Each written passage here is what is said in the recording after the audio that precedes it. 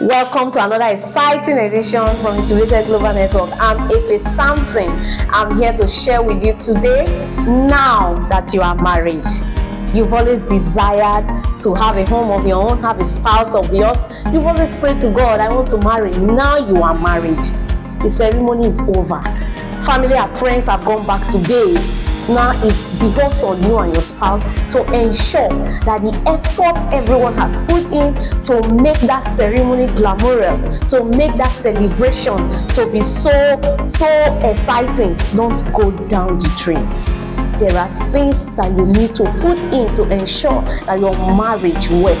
Marriage itself is a work. It's not only those that goes to work, it's not only those that go to their business premises, that even you that is married, marriage itself is work.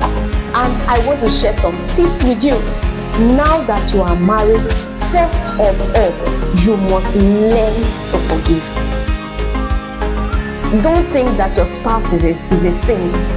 Don't think that he or she will do things that may get you angry. But you must be ready. You must make up your mind that no matter what has transpired, you have a duty to forgive and forge ahead. You must accept your spouse. Accept your spouse, him or her, for who or he is. As you journey through marriage, you may see some things about your spouse. You may get to know that these are his strengths, these are his weaknesses.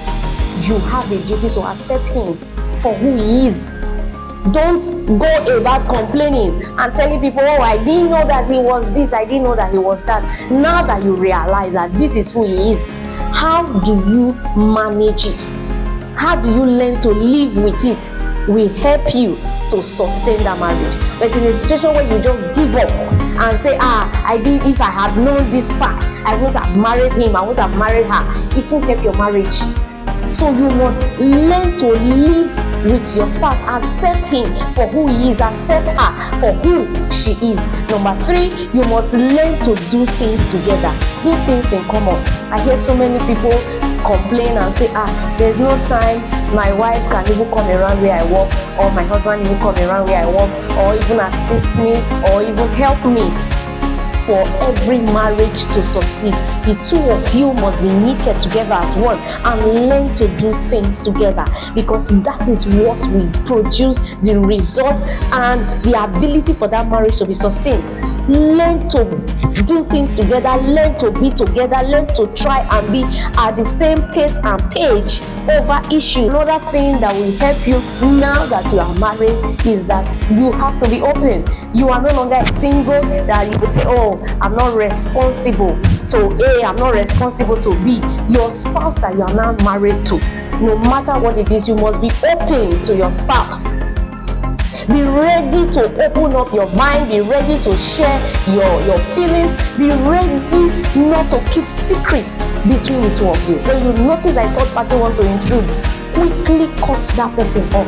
Quickly know how you handle it. Be it your family member. A new union, a new home has been created, and so it should be void of third parties. So don't allow third parties to come in between your issues, to come in between the two of you, to be the bone of contention in your family. Any third party that you observe that wants to bring issue, quickly place them where they belong. Don't allow it.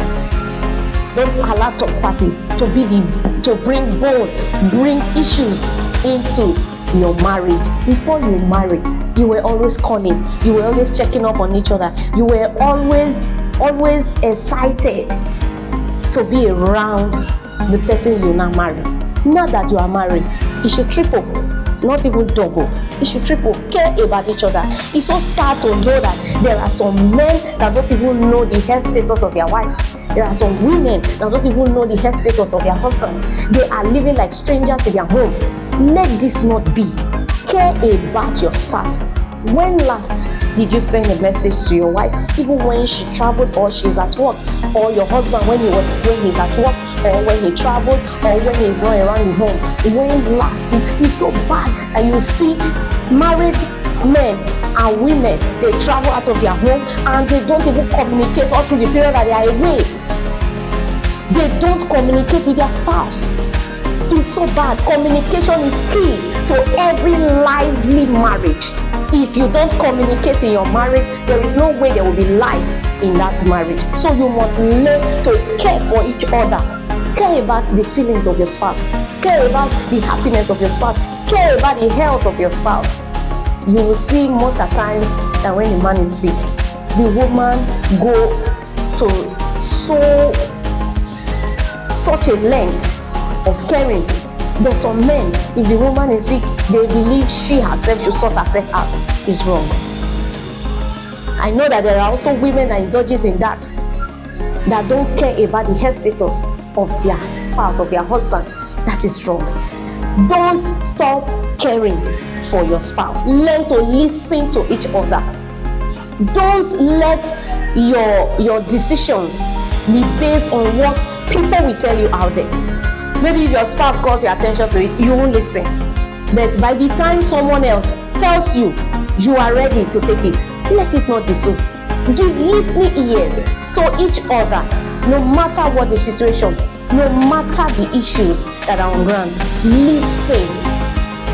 Listening is key to understanding issues that are on ground.